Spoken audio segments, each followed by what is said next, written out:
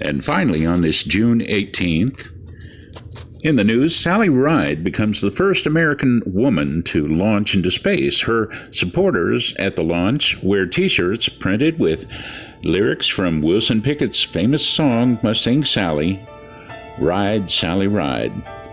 And in weather, it looks like overnight lows is going to be around 57 degrees, daytime highs around 72.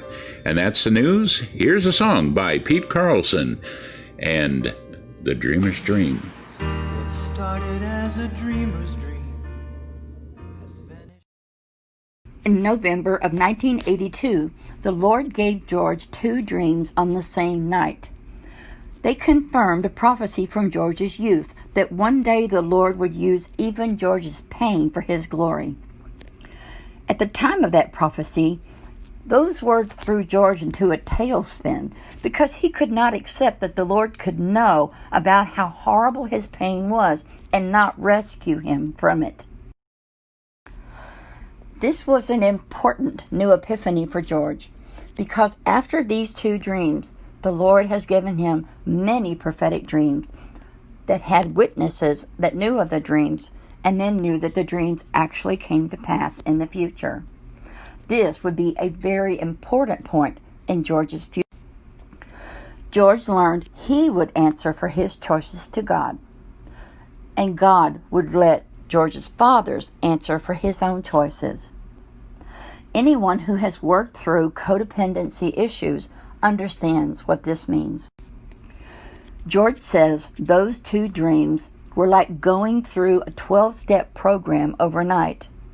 They taught George that the Lord would help him understand his responsibility for how he dealt with the impact of his difficult childhood.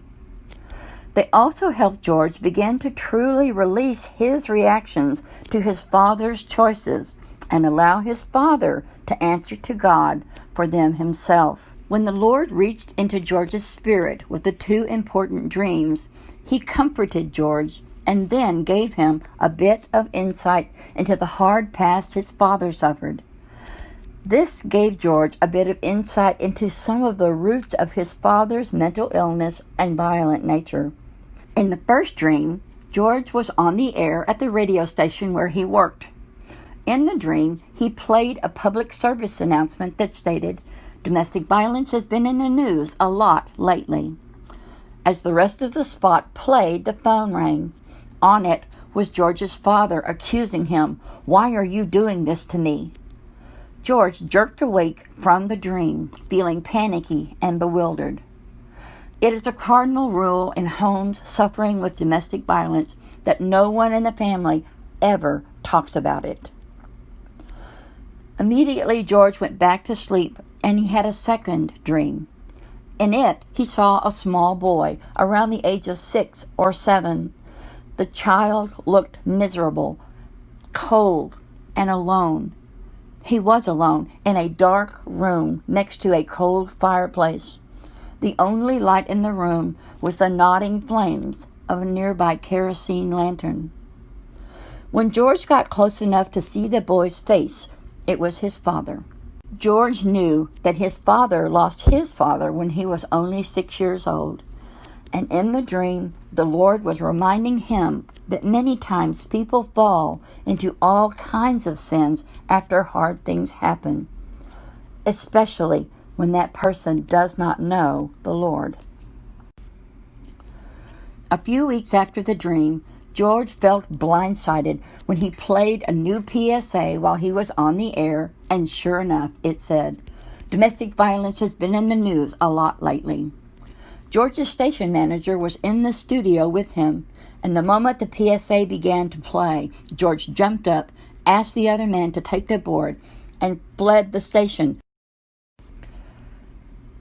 He fled, fearing that the phone might ring, and on it might be his father.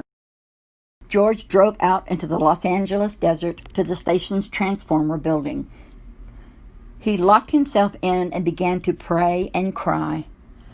There and then, the Lord began bringing the woman's prophecy over him to pass by helping him overcome his heart. This prepared George to allow the Lord to use even his childhood pain to minister to others, just as the Lord is doing right now for some of the people who will see this video. George had been walking the journey of a prodigal for over a year when the Lord gave him the two important dreams late in 1982.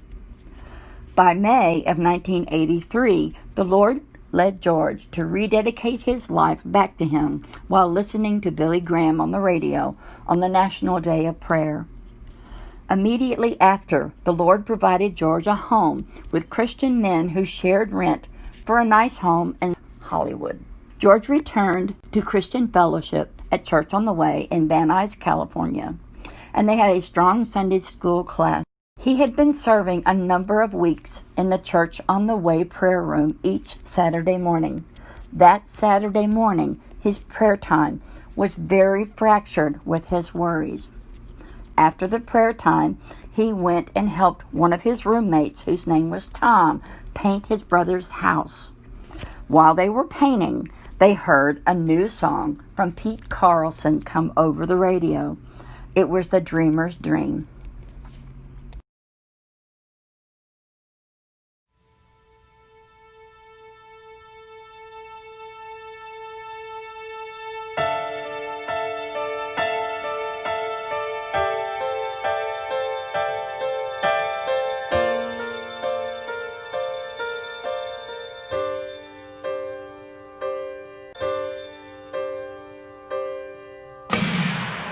What started as a dreamer's dream has vanished in the wind. It swept me away without my knowing just where it all would end. And now it has to start again. Pain's too kind a word to deeply say what's hanging on inside of me.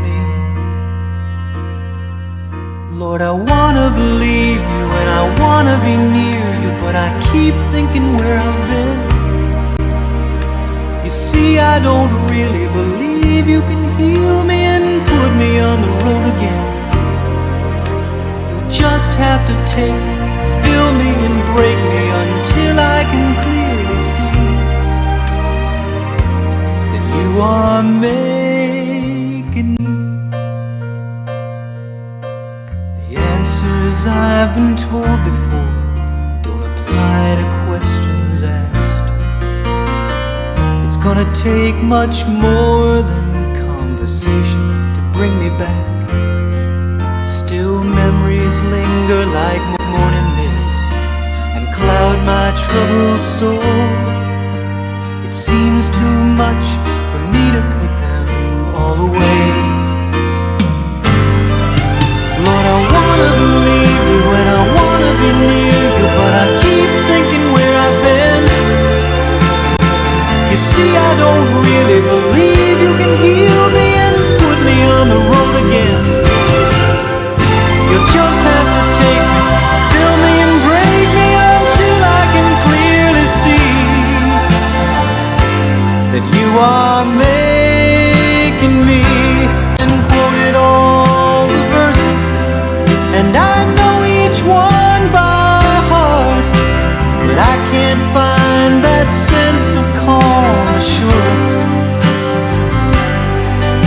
So help me in this moment as I struggle to survive. Must there be this sadness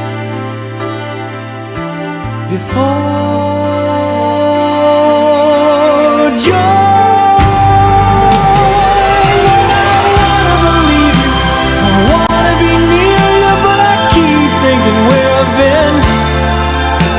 You see, I don't really believe you can heal me and put me on the road again. You'll just have to take me, fill me and break me until I can clearly see that you are making me,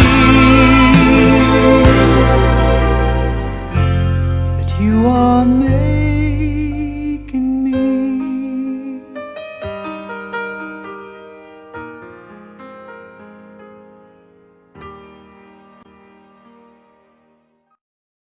As George listened to the dreamer's dream, the lyrics were his story. They were his prayers. They were the exact words he had cried out to the Lord all week.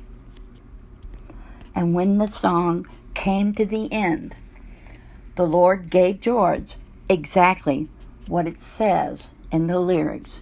It gave him true joy and peace concerning the hard memories of his past. The next day at church, the Christian couple rushed up to George and gave him a cassette tape of the brand new song. Everyone is tempted to hang on to hard things. The Lord wants to give us His perspective of those hard things, and especially His perspective of the important relationships surrounding them. When there are hard things, the Lord wants to immediately lead us back to what George and Suzanne have learned to call the level path of Jesus' peace. It is only on this level path that Christians learn about another kind of crossways. Not the crossways that leaves us fractured and unhappy because of hard things, but the crossways of Jesus' cross, which is the bridge over which we can cross away from the difficult things, the hard memories, and into the will of the Lord. Shalom, y'all.